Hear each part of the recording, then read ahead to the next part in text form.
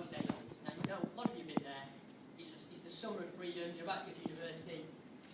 And I bring Andy up and go, mate, should we go for a cheeky pint? Should we go for a kickabout? I need to get the response, sorry mate, I'm watching Friends with Sarah. Every time, watching Friends with Sarah. So I thought, fitting tribute to look back on Andy and Sarah's time together was to consider the episodes of Friends that were cut. Okay? Starting with the pilot episode, the one where Schooler came out. Now, Sarah, nothing to worry about. This is not to do with some tale that his early teenage years would get seen from you. Nor is it to do with the time he went through a stripping phase whilst he was in Australia. Now, it could have been that cheeky night out he had with the boys.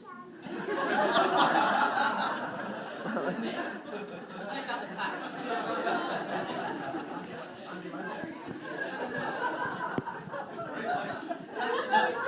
It's not to do with any of that. Over the years, Andy's had a number of names, ranging from Andy to Andrew when he's been naughty, to Rue, to Ruby, to Sweet, to Dennis Bergkamp, to Thunder and Champion, and to my favourite edition, which is the latest edition, which is Little Andy. And there's one person in this room who calls him that, and it isn't Sarah. It's actually Dylan. But actually no, there's one name that has stuck above all of this over time, and actually, to be fair, we managed to keep it on the download until we were about 13 years old, from what I can remember, and it was a trumpet certificate on his wall that meant the legend of Schooler was on.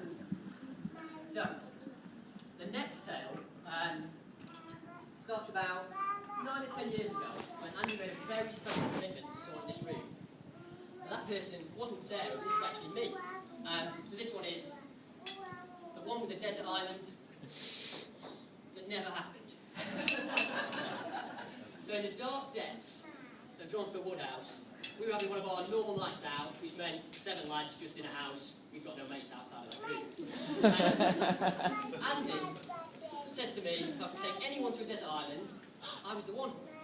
So the last 8 or 9 years after that, I thought Andy's thrifty ways, so we all know he's thrifty, he was saving up for the big one. Picture the scene. So, you've got the desert island, you got Andy, nice and tan reading a book, pretty tasty, and then, about a year and a half ago, I got a phone call, completely out of the blue, and he said, sorry mate, I'm taking somebody else to a desert island. I couldn't believe it. So the dream was over. Now, I have to admit, the fact that, I'll be honest, Sarah is taller than me, she's less hairy than me, she handles her alcohol far better than me, hence the story from the stag do, means that actually, you know what, I think you made the right choice. And I think it's probably just as well it wasn't me, because I don't think I looked as good in a wedding dress as Sarah does today. So I think Sarah, you look absolutely fantastic today. You're a very lucky man, Andy. But actually the phone call as well was obviously a really nice phone call. It was Andy calling up to actually say he'd asked Sarah to marry him, and of course she said yes, and he was going to give me the pleasure of giving this speech right now. So thank you. The idea for the next episode came from an accumulation of events over the years. Okay. So this one is the one where Andy was late. Are you wait? That also never happened. Now, compared to the average person, Andrew Young can move at a decent pace. Notable achievements include his crowning moment, Dronfield Thunder and Champion, and also taking part in the Under-5 British Steel Sports Day, in which I'm reliably informed the toddler version of Andy took part in a race against his mum in the back garden due to bowel movement, running out the bigger bay. Yes, despite these past glories, when it comes to timekeeping, nothing, and I repeat, nothing, can be left to chance if your middle name is Schooler. There are the minor moments of punctuality extremes, such as leaving over an hour for a 30-minute journey, or maybe 30 minutes for a 10-minute walk. But nothing summed up the need not to be late more than on a trip to Barcelona. So we've all been there. You arrive in, they make an announcement over the pilot makes the announcement, says what time it is. 4 days later, we've got 4 hours to get to the airport. We're in the back of a taxi. There's no traffic on the roads in Barcelona. A number of theories are building in Andy's head why we were going to miss that flight. Firstly, was his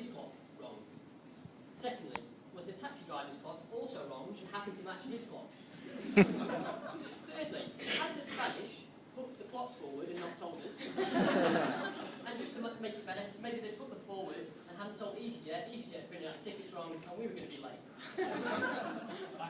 That could happen. Of course, were we late? No, we weren't late. Has Andy ever been late? Well, I found one picture where he might have been late. Now, I don't know if you set off at different times. I'm just chilling.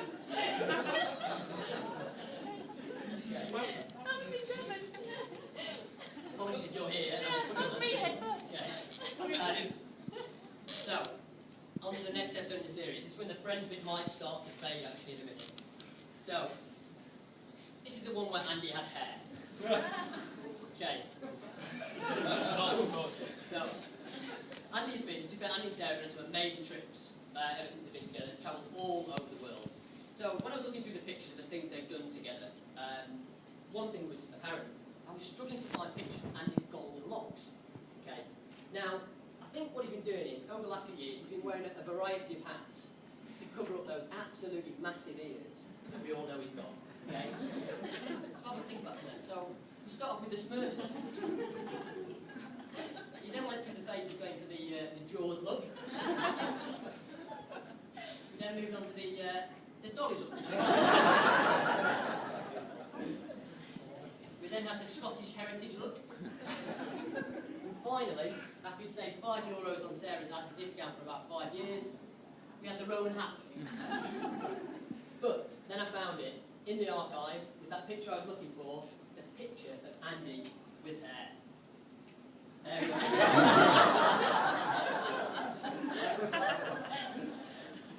So, on to the final episode in the series. This is the one where Andy wasn't prepared. You guessed it, that also never happened.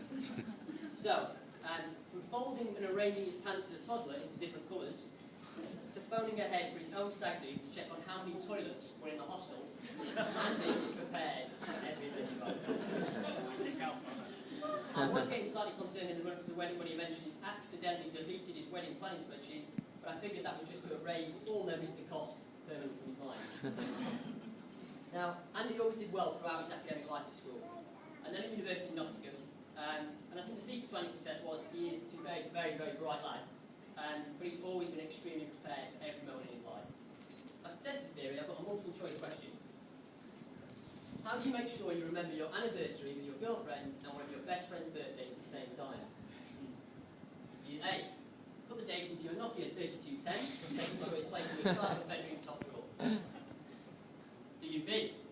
Predict the start of Facebook, knowing that your future tracking of key dates? Or do you C.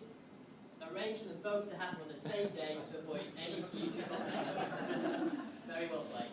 Very well played. You can all guess he went for C. But actually this was the 11th of January 2005, which I should know, seeing it was my 18th birthday.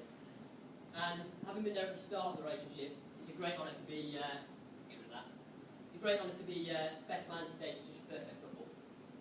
I've been fortunate to have shared some great moments with Andy over the years, whether following the team or not mentioned today, sharing our first New Year's Day hangover together, watching Stuart Little after a night out with just the two of us.